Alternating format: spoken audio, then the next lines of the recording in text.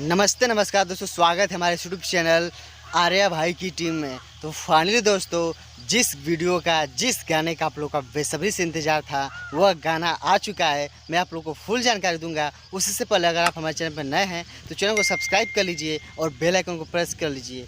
तो दोस्तों, video start करने से पहले मैं आप लोग को बता देता हूं कि वीडियो को आप लोग लास्ट तक ज़रूर देखिए। तो जो गाना आने वाला था दोस्तों, उस गाने का नाम है बाबू आओ ना आह आह आह।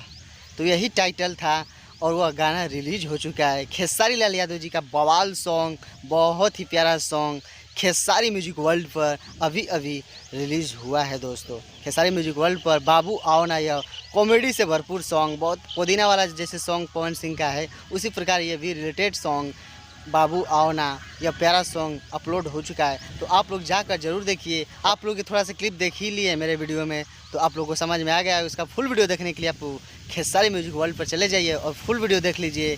और बहुत ही प्यारा सॉन्ग है। तो वीडियो अच्छा लगा तो वीडियो को एक लाइक करके कमेंट करना ना भूलिए दोस्तों, और अपने दोस्तों में से ज़्यादा से ज़्यादा शेयर करिए। और मैं भोजपुरी से जुड़ी हुई खबर जानकारी अपडेट अपने चैनल पर लाता रहता हूँ दोस्तों। मिलते हैं नेक्स्ट वीडियो के साथ, तब तक के लिए दोस्तों बाय।